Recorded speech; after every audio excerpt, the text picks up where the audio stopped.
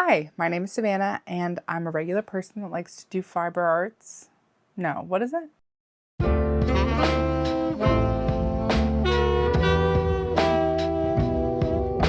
I hope you're enjoying these crafty little vlogs because I'm having a lot of fun making them. So come along with me while we craft for the week. Peep the shirt, grandma hobbies, okay? Go check out Handmade by Gibbs channel. That's where I got this. And I love it.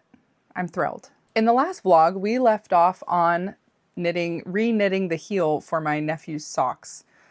I should have said I'm knitting everyone in my family a pair of socks for Christmas. And we're starting with my nephew. So in the last vlog, I had originally knit the heel and gusset with the main color yarn, and I didn't do any sort of contrast for the heel, and it disrupted the pattern. And I tried to fix it. So here's the update. You saw me rip out the heel and redo the heel in the contrast color. And here's where we are. I've knit all the gusset decreases, and now I'm just knitting in the round for the foot. I'll put a picture up of what it looked like before I ripped it out, and you tell me if you see a difference. The issue is that once you pick up along the edges for the heel flap, you have almost twice as many stitches in the round as you do for the leg and the foot. And because of that, it disrupts the pattern anyways, because it's not the same number of stitches that you're working. So I'm not going to say that it was all for nothing re-knitting the heel, because I am glad it has a contrast heel. I think that's cute. If you guys have any other tips for how to do a heel flap and gusset construction and maintain the pattern, I don't know if it's just because this is like a barber pole stripe pattern that it's not feasible to do with a heel flap and gusset, or if there's something that I don't know, that I could have done it in a different way. I'm not sure. Realistically, I probably should have done an afterthought heel if I cared so much about this, because then it just would have been a long tube, maintained the pattern, and then I could have added the heel. I'm okay with this. I'm just really loving a heel flap and gusset sock construction right now. And also, it'll be easier to keep track of later if I get feedback from my family members on how the sock fit. I'll know that everyone got a heel flap and gusset in 2026. So anyways, I'm not sure. So I need to finish this, obviously. Here's how much yarn I have left of the mini. This is Spindlewicks BFL HT. I don't know what HT stands for, I'm gonna be honest. Sock mini in the color ice blue. This is only 20 grams. It took 4 grams per cuff and 3 grams for one heel. And now I have 9 grams of yarn left. So in theory, 3 grams for the other heel and then 3 grams for each toe. It feels like it's cutting it pretty close. I don't exactly know how much yarn a toe is going to take up. Hopefully less than 3 grams. So I think what I'm gonna do is finish knitting this sock, knit the toe in the contrast color, weigh the remaining ball before I cut the yarn. And if it's less than 6 grams, I'm gonna have to rip it back and do a couple more rows before basically I just need to make sure that I only use 3 grams of this at the very most. It can't be more than 3 grams, otherwise I won't have enough to do the other toe. So ideally, I would knit the other heel with this and then split the yarn in half, the remaining yarn in half by length. You know, just have the 2 ends meet and then like pull it all the way through and then cut it at the halfway point. That's my preference. I would rather do that. However, I don't know how I would do that. I would have to put this on hold and then start knitting the other sock from the outside of the cake. This is my cake. It looks crazy because I had to rip out the heel and I haven't caught up to the center pole yet. But anyways, I don't know if it's gonna mess up the pattern if I start working from the outside of the cake.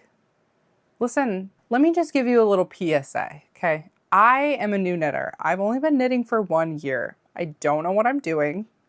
And you're watching me learn is the vibe, okay? If you learn anything from this channel, I hope it's what not to do, because I'm not an expert and I don't know what I'm doing, but I am having fun. So I'm not sure how I'm gonna pull this off, but we'll see. That's the Christmas sock update. Other things to work on this week. Let me show you something. I brought this up a long time ago that one of my long-standing whips was a poncho for my daughter, a knitted poncho, that she really wanted me to make, like a blanket poncho of sorts. It took a really long time to finish. I self-drafted it. I finished it off camera, and then she wanted to immediately use it, but it's not quite finished. All the ends are woven in, the collar's put on, but I wanted to add a border around the bottom, so I could do that this week. Let me show you the poncho. It's 100% cotton, so it's pretty heavy. It's almost like a weighted blanket. Here's the collar. Imagine you made a raglan sweater and that kept going forever and you never split for sleeves. That's basically what this is. It's just raglan increases all the way down. I got to here and then I was overwhelmed with how many stitches were on the needles. So then I split it off into 6 different sections all the way around, and I just knit these panels back and forth and then I seamed them together. But I did leave an opening on this side and on that side for her little arms to go through. And then at the end I came back and added the collar. So anyways, to finish it off, I just wanted to add like a little scallop border around the bottom because it's all stockinette and it kind of wants to roll at the bottom. It doesn't really matter, but I would like to add a border with this. This is the main yarn that I used throughout the whole project to kind of tie it together. So I'm going to do the scallops in this yarn as well on the bottom. I just wanted to show you the poncho because I might work on this and I haven't showed it on the channel yet. So this is a possibility, might work on this. Okay, I'm having thoughts. Someone left a comment on one of my videos that said that they're not sure if 100% superwash merino is the best choice for socks. Most socks have something not stretchy in them, like nylon or silk, to make sure, for durability really. And that's a good point. And I have heard people talk about that. I've also heard of some yarn brands that come with reinforcement thread that you can hold double when you're doing like the heels and the toes. So I'm gonna do a little bit of research. What kind of thread to use to reinforce socks? It seems like a nylon or polyester fiber thread of some kind will work for holding double when you're knitting the heels and the toes.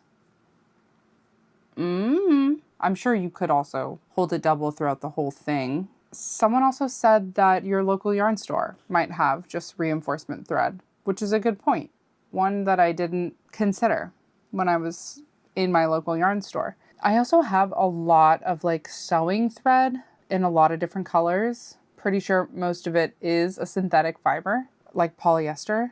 So I think I might be able to use that. Unfortunately, I have already knit the heel of one of my Nephews socks without, and that was just 100% BFL, which is obviously not the same thing as superwash merino, but there's no synthetic fiber in it. So I could probably like duplicate stitch, like reinforce the one heel with thread.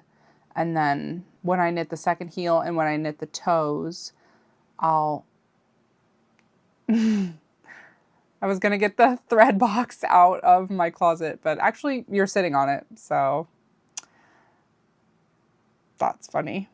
I'll show you anyways. This is the thread box in question. I think I've only ever purchased myself 3 spools of thread. This is all like inherited. 100% polyester.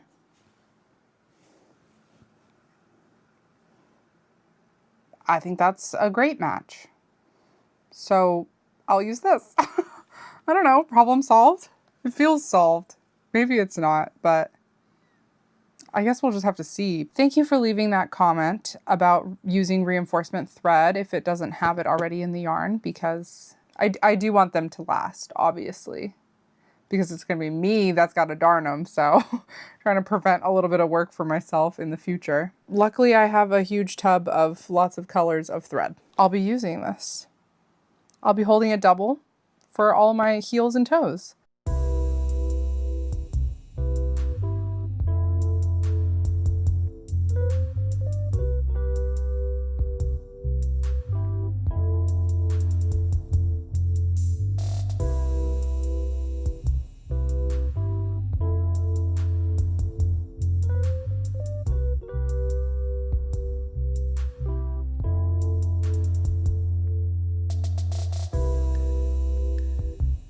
Good morning. Interesting developments have happened. Firstly, I just want to say thank you so much for all of the very knowledgeable sock comments you left on my last vlog.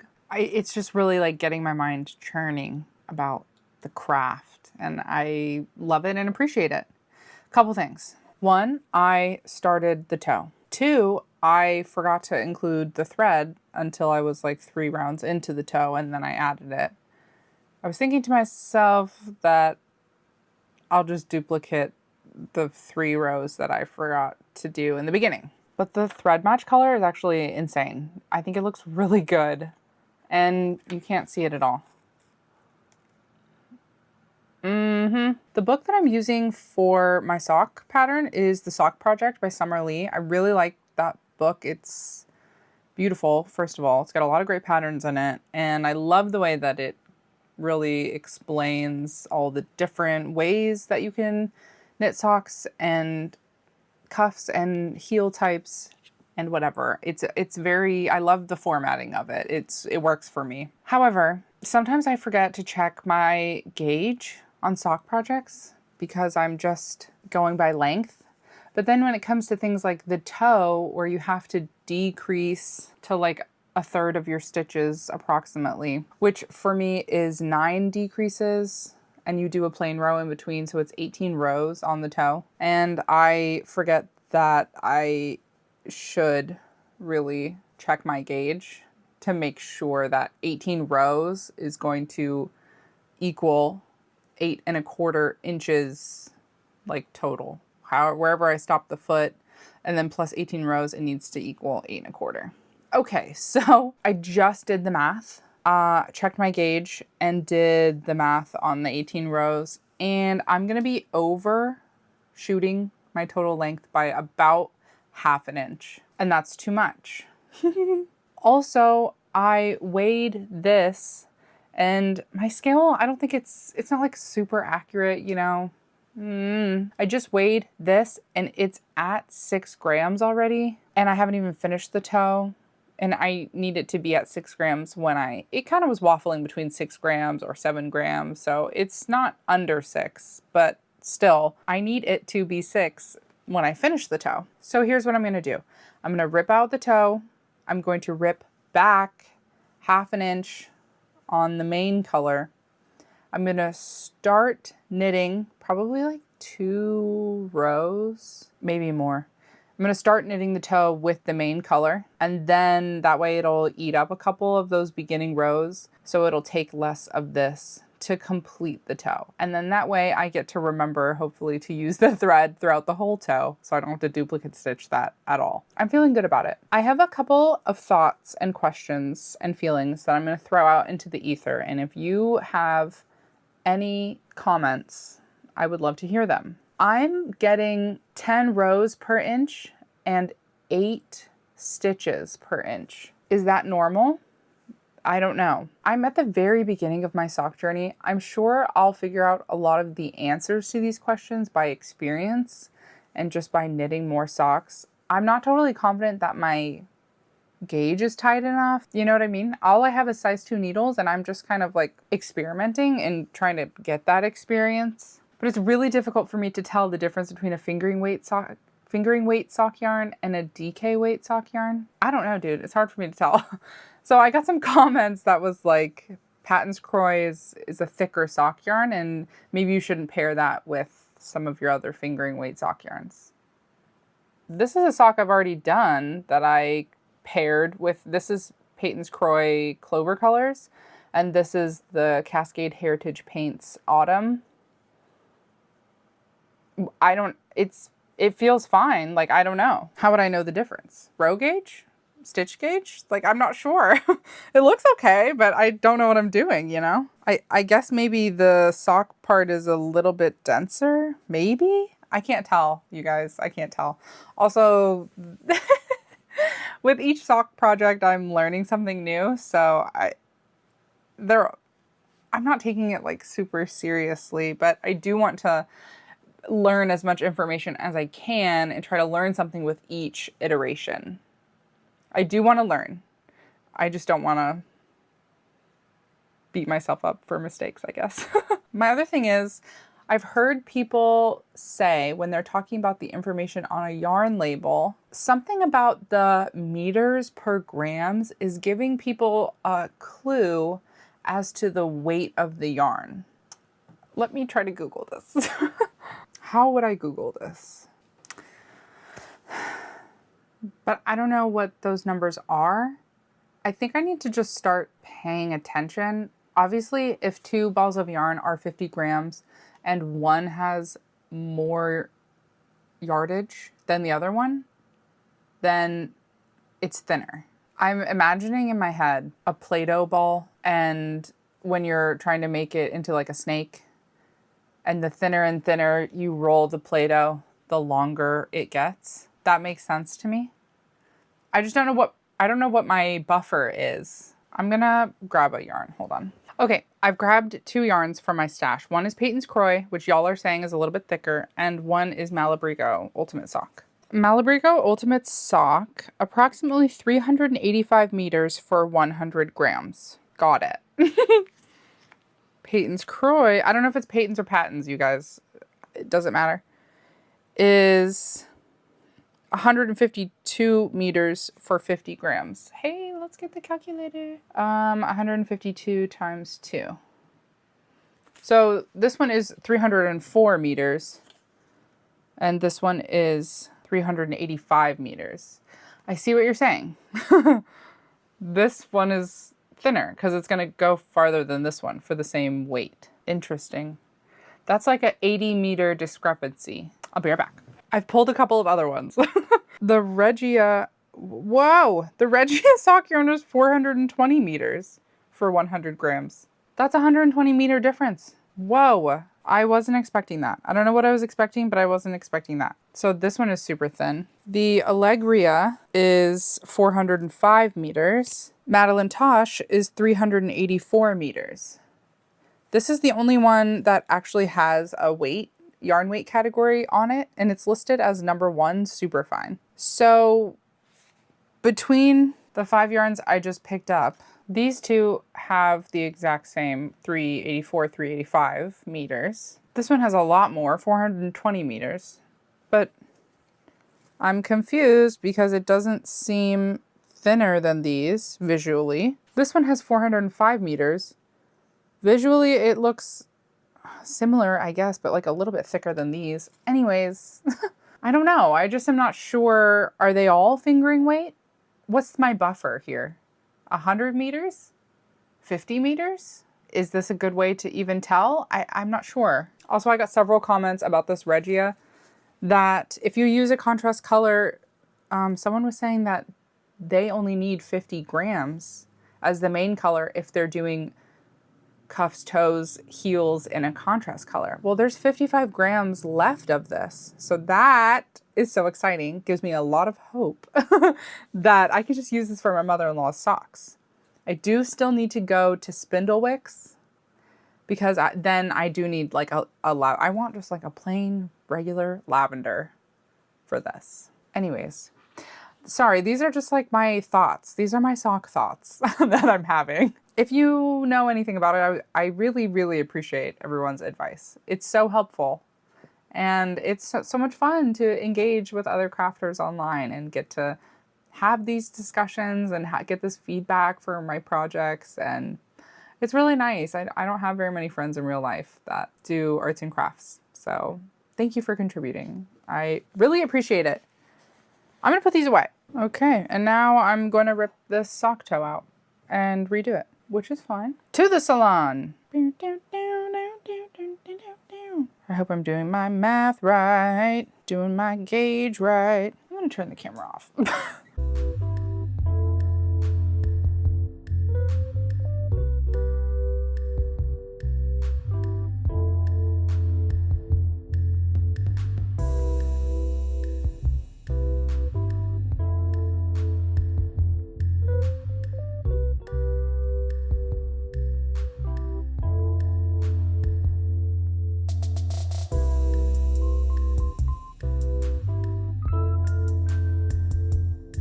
Need more coffee, period. Okay, I've been working on the second sock. Probably never buying a half-dipped hank again. What is this? What the heck? I think I figured out that it's a tension issue. That I was watching a movie when I did most of the leg of this. I must have been knitting a little bit tighter or something because clearly there's no swirl on this. And then I don't know if you can tell that right here was the next day when I was like, why isn't it swirling? And I was knitting a little bit looser and then it sort of started swirling again, but still it's like thinner than this one. Listen, did I think about ripping it out and trying to knit the whole thing so that it would swirl? Yeah, okay, I did. My metric for ripping things out and fixing my mistakes is whether or not I would be knitting all my malice and hatred into the project. Therefore, I decided to leave it.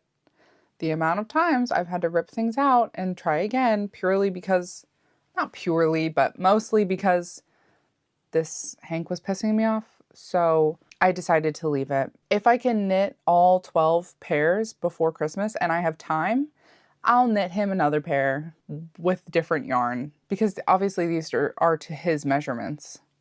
They're not going to really fit anybody else the same. So anyways, I'll knit another pair if I have time at the end. If not, it's fine. It just is what it is. I've learned a lot from this project. I've learned how to do a contrast heel flap and gusset, and I've learned that half-dipped hanks are not for me, really. Not my vibe. But happy to report that holding the yarn double with a polyester thread is like working. It's a total slay. I love it so much. My color match was impeccable. You like can't even tell. And in the first sock, I did knit the first 2 rows of the toe, also holding the thread, and I think it's cute. For other yarns that don't have any kind of reinforcement, I might just hold a thread with it the whole time. I have a box of thread. Like I'm actually so excited that there's a logical way of using this thread that's not just sewing. I feel like I'll get way more use out of this. I'm actually so excited. I love using stuff. And a lot of the thread is vintage actually. Probably half of it is vintage from my husband's grandmother that passed away, and I got all her sewing supplies and her sewing kit, which had a lot of very cool vintage thread. It makes it difficult to use in my actual sewing machine because like the thread spool core is made of, you know, wood or metal, or the hole is smaller than my sewing machine, or they're crazy colors, stuff like that. I think I'm going to get a lot more use out of them by knitting with them. So I'm so excited about that. I just think that's incredible. Anyways, these socks are like, they are what they are, and that's okay. I probably wouldn't be feeling so embarrassed about them, maybe, if I wasn't posting it online. Obviously, the goal is for them to match, or at least for them to like look good, you know? But I'm really trying to just like let go of. This is only like pair number 6 of socks that I've ever made. So I think it's okay. And if a family member isn't happy getting a kind of ugly pair of socks, do they even love you? So I think we're gonna be okay. It's not gonna be my family's only Christmas gifts from me. And they're very used to getting handmade Christmas gifts from me. Last year I knit everyone mittens.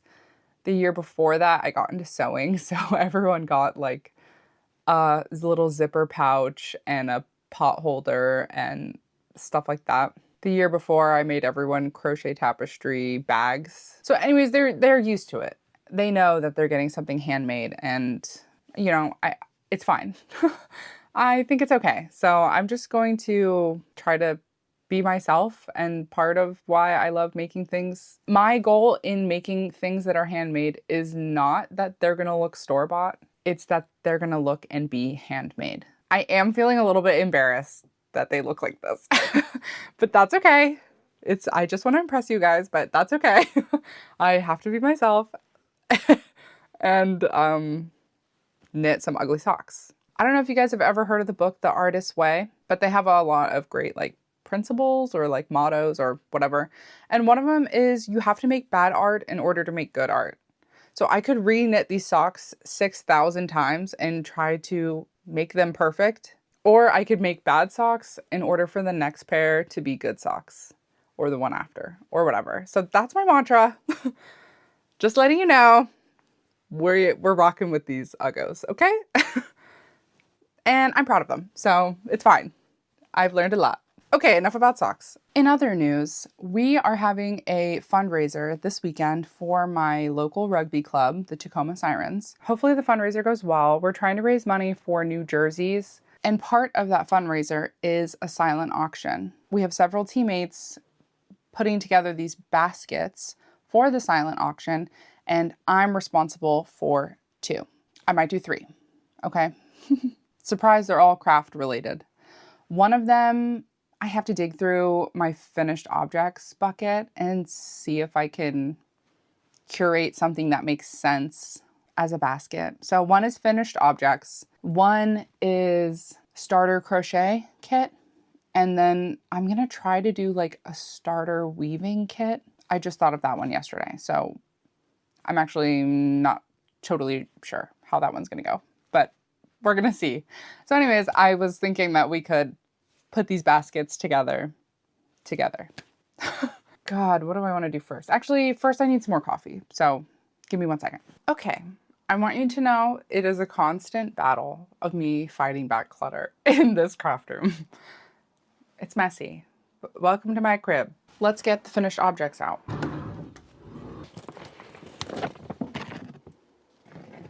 This is my Christmas yarn basket. That's Jumbo. This is the whip graveyard. We're not dealing with that today. But I was doing a whip roulette in some of my earlier videos. Mostly crochet whips in here. And you know me, if I don't gamify it, I won't ever finish it. So let me know if you'd like me to do more whip roulette. This is my finished objects bucket. When I finish something and I don't know what to do with it, it goes in here. He likes that, I swear. Forgot about this one. And then I do have a smaller bucket for smaller whips. Let's check it out. I'm gonna look through these 2 finished objects bucket and see if I can make something.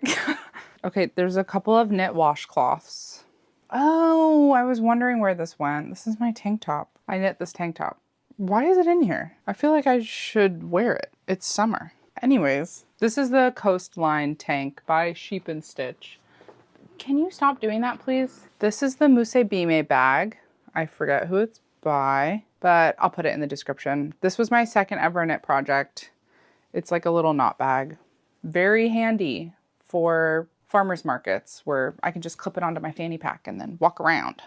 Both of those items are used, obviously. I would not sell those. Or not sell, but like give them away. You know what I mean? I guess it is selling if it's an auction, but you know what I mean. Okay, it's actually looking a little thin in here, which is a good thing, ultimately. I don't remember if I told you guys this, but once upon a time, I did do macrame. Okay, so here's something. Remember when I told you that I did macrame for like 2 months? This is the result of that. They're plant hangers of varying lengths. Some of them have beads.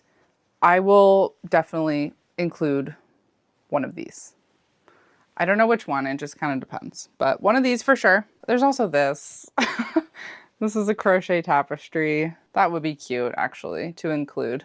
I'll probably do that too, actually. I'll probably include this. The vibe I'm going for, that I think I'm going for this basket is kind of like a home decor basket. Okay, then as far as smaller things go, I also have these coasters. They're like that flower coaster trend. There's probably free tutorials on YouTube. A coaster set will go in the basket.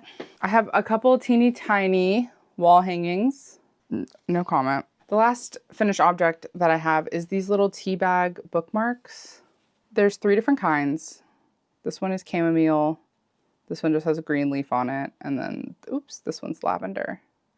I embroidered them. Most of this stuff I prepped for a market. It very obviously looks like it was for a market because it was. And then I didn't actually end up doing that market. they're just not for me. More power to the people that do markets. They're not for me. I like making whatever weird stuff I want. And then these took so long to do because of the embroidery that there is no price that would like make sense that would make that worth it. It's just not happening. Anyways, I'll include one of these. So yeah, I think I'll include, there's a lot of like yellow. So obviously this is like the statement piece. I'll probably include the flower pot coasters. I'll do a tea bag and tea bag bookmark and one of these plant hangers. And then I'll also include like a plant to go in a pot, to go in the plant holder. I think that'll really make more sense. But anyways, here's basket one. I feel like it's mostly figured out in kind of a nice way. So that's good. Okay, basket number one is sorted. Basket two is going to be the starter crochet kit basket. Where's my coffee? Way over there. Got it. I get a lot of craft supplies from my parents because my mom has Alzheimer's and can't craft anymore. So as they come across stuff, they give it to me. One of those things I recently found was quite literally this crochet starter kit. Intact, never used, but it comes with a Tunisian crochet hook and then 5 sizes from 3.75 mil to I think 6 mil, stitch markers, tapestry needle, and then little intarsia thingies. I don't know what kinds of patterns are in this, but anyways, my plan is to include this in the basket and then some yarn, maybe another crochet pattern or book or something like that. So I don't have a ton of yarn in my stash that is unused and still has the label. So if I can't find something that works nicely and is cool, then I will like go to Michael's and pick some yarn up. I don't want to give people like garbage. You know what I mean? I want to make it nice, something that I would like to receive. So that's my goal. I'm going to look through my books and see if there's a crochet book that I think would be doable for a beginner, but also like fun, because I think this is a little dated probably, but it might be good instructionally. So, okay, I've picked out 2 books from my stash. One is Learn to Crochet the Easy Way. I don't need this anymore, obviously, but it does have some cool patterns in it. It has a decorative stitch gallery is what it calls it, which would be great for like finishing blankets. It has a little Q&A, a little bit about yarn weights, a couple beginner patterns. One is a hat and scarf set, which is a little dated. The scarf's not bad, but the hat is like a little dated. It has a baby Afghan and bonnet, which is like a granny stitch, which is super cute. That's the blanket. I think that's cute. Oh, they're all in the back. My dumbass. Okay, so that's all the patterns that are included. So there's a tank top, which I think is actually fine. 2 blankets, which I think are pretty up to date. The scarf's not bad. The hat's a little dated. And then that's a headband, which I think is fine. I think these are a couple decent beginner projects. The other book I have is Knot Monsters Potted Plant Edition. This one is obviously like amigurumi. I think it's cute. I don't know if it's a little bit much for a beginner to do amigurumi plants, but some of these are fairly simple and easy, and I think a lot of people like to make these, so I might include this too. We'll see. I'm gonna look through my stash to see if there's any yarn that would be compatible for these things, and we'll go from there. If not, I'll go and buy some yarn. You heard me say that. Yarn with a label. You know, I'm gonna be for real here and say I probably need to go buy yarn for this. Obviously, I have like a couple one-offs of some yarn that has labels. Some of them are used a little bit. I'm not giving someone not a full skein of yarn for crochet. So we'll go to Michael's and pick some yarn out probably today. Okay, moving on to the third basket. This is so random. I have these 2 Welcome to Weaving books, first edition, like 1 and 2, basically. Great books. The author is Lindsay Campbell from Hello Hydrangea. When I was really into weaving, these books were incredible. This is a steal. I just am not into weaving as much. I still enjoy it, just don't have time to do everything. And once you know what you're looking for, a lot of the techniques are searchable online. Actually, one of my favorite YouTube channels for weaving related content is Spruce and Linen. She does a lot of great stuff, tutorials, project vlogs, etc. So I can let these go because I don't need them anymore. I am gonna look through my stash and curate a weaving kit. It's much more common to receive weaving kits with like art yarn and stuff like that that is not full skeins, because in a kit you don't need a full skein for a weaving. So it's really common on Etsy and stuff to buy kits, and I've bought them before as well, of like smaller quantities of a lot of different kinds of yarns that you can use together to make a weaving. So I'll curate that, and then I'll go to Michael's and buy a loom. They make little loom starter kits. I do have a lot of jumbo yarn, so actually hopefully this will help me get rid of some. That would be nice. I think a good jumping off point is probably the kit I bought on Etsy that I never used. Let me show you what was in that kit, basically. I never used it. I have no explanation from that. You know, when you're like, you have fancy supplies for any craft and then you're like hesitant to use it, you're saving it for something special. Well, look at me now. I never used it. There's some like recycled silk fabric scraps. Those are common in weavings and wall hangings. So there's 2 of those. There's more Pantone yarn that didn't come in the kit, but I told you about it last time and I need to start collecting the Pantone yarns all together. Yarn. And then this is like proper art yarn. Thick and thin, bubbly. Lots of different colors and fibers. This actually looks crazy, but great for weavings. Surprised there's not more, but we'll fill it out. I spent money on that? That's crazy. Okay, so obviously there's like a sage theme happening. I am mostly gonna look for thicker yarns. They're much easier to weave with. I'll include this. I do have a decent amount of chunky cream yarn like this. And for all of the yarns that I show you, I'm just gonna unwind a decent amount for a weaving and then include that in the basket, because like this is just overwhelming. It's not that I don't wanna get rid of this. I just feel like this whole thing is an overwhelming amount of yarn to like stuff in this basket. But maybe I'm wrong.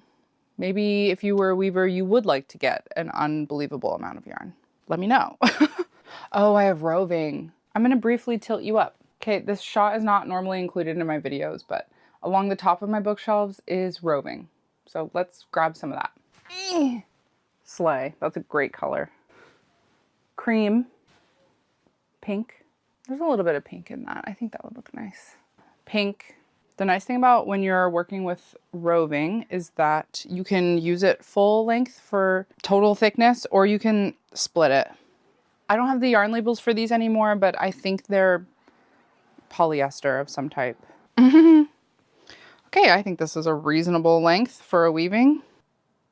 Cute and reasonable, I think. Let's do that for this one. This is a gorgeous color. I love this one. Cute. And then this one. Cute. Oh, brilliant. Oh, brilliant. That's a great place to cut it. Okay, I'm going to find some more things, and then I'll show you the final curation at the end.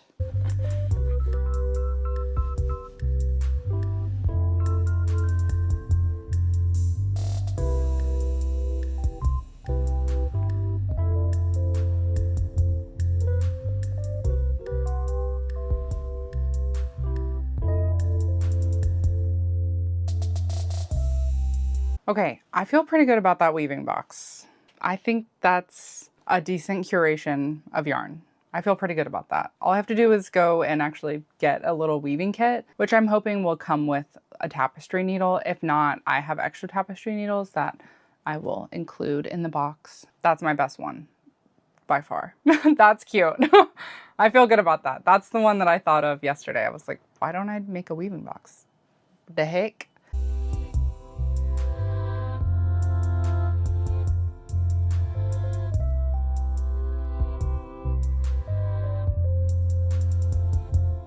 And we're back from yarn shopping. Very productive trip. Let me show you what I got. To complete the weaving kit basket, I got this loom. There is a picture of a weaving on it. Project idea shown, contents on back, 45 pieces. There's no actual picture of what the loom looks like, which I found frustrating and odd. I can't look at it without like cutting the tape and ripping it open, which I'm not going to do. I just found it strange that there was no like visual of the actual product. Anyways, I'm sure it'll be fine. I just don't know what type of loom it is, like what it looks like. But this is nicer than the loom that I have, so I hope whoever gets this basket enjoys it. And then for the crochet basket, all of the patterns suggest using a worsted weight yarn. So I got worsted weight yarn. I just wanted to make sure that what I got was useful. And I liked this flower blanket a lot, so I wanted to make sure that I got 4 colors that could be used in the flower blanket. I got this chonker. It's all loops and threads, color craft acrylic. So I got cream, mustard, this delicious terracotta color. Actually, I'm sure they have names. Ginger, linen, mustard, and leaf green. Maybe I'm delusional and this is ugly and nobody will like it, but I thought it was really cute. I don't know, I really liked this, so I hope someone else will like it too. And I also wanted to make sure I got green and neutral for the potted plant amigurumi, so that they can make that as well. And you'll never believe what they're selling at Michael's now. Loops and Threads is putting out 100% merino wool yarn at Michael's. I feel like this is like unheard of. At least I didn't know about it. Maybe I live under a rock. Gorgeous colors. It was so tempting and also inspiring to use up some of my friggin' stash so that I can go buy some of this 100% merino wool Michael's yarn. I feel like it would be so good for like a colorwork sweater or something. Ah, I want it. I want it desperately. I'm like feral for this friggin' yarn. Ah, look how I'm white knuckling not buying that yarn. Somebody asked me in a comment what my mental process was for destashing, because maybe it was because I bought a lot of sock yarn. I'm justifying this. First of all, I never said I'm on a no buy. Never said that. Clearly there's a problem. So I am actively trying not to buy more yarn. I had explained in my reply to them, and I've said this before, that I can feel myself shifting away from certain yarn preferences. I don't have a problem with any specific fiber at all. I have learned how to knit, or am learning. I'm a beginner. So I would like to knit with some wool fibers, wool blends or something that I've never tried before. And I would like to, but I don't have the space to purchase sweater quantities worth of wool yarn, or really any yarn. I don't have the space. And I moved on to amigurumi before I got rid of my weaving stash. So then I had yarn for weaving and yarn for crochet amigurumi. And I've been receiving yarn this whole time, like from family members. I have probably purchased half of the yarn behind me, probably half. And the other half was given to me in various ways. I don't think I'll ever be the type of person that has no stash, or that only buys yarn with a specific project in mind or something like that.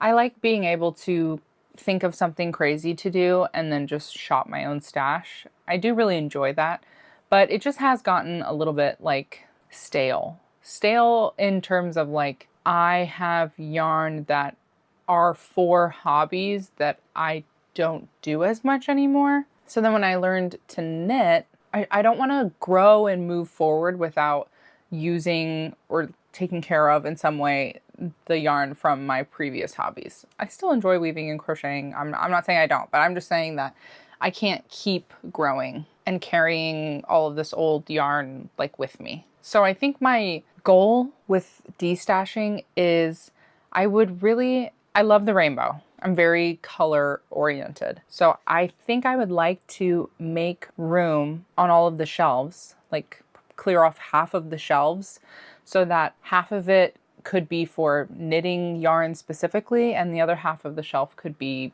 you know, random as it is now for amigurumi and whatever. I think that is a good goal. I don't know when I'm going to get to that goal. And I also am not saying that I'm not going to buy any yarn until I reach that goal. But especially with the Yarn Stash Roulette videos, it just makes me excited to use my stash again and to think of new ways that I can use it. And it brings me a lot of joy. So there really are no rules. That's my intention, but we'll just see what happens. I am dying to cast on a garment though. I like working on garments. I like something like big, you know, that packs a punch, like a sweater or something that I can use up a lot of yarn, and I want to get knitting. Right now the only thing that's on the needles is socks. So I need to, I don't know. I have cast on. I need to cast something on, you guys. We'll figure out what that is in the next vlog for next week. I'll let you know how the fundraiser goes for my rugby team. I hope you enjoyed helping me pick out the little things that I'm curating. If you would like to donate to the rugby team, I'll put their Venmo in the description. Of course, it's whatever you want to do. Don't feel any sort of obligation, but I just am getting ahead of the curve. In case someone wants to, it's there. But no stress. Also, if you want to come play rugby and you live in Tacoma, we have an Instagram. Tacoma Sirens Rugby. You don't have to have any previous experience, and we're very friendly. So come on out, break a sweat, make some friends. It's a great time. Thank you so much for watching. I appreciate it. I hope you find these videos interesting. Good luck on your projects, whatever you're working on, and I'll see you in the next one.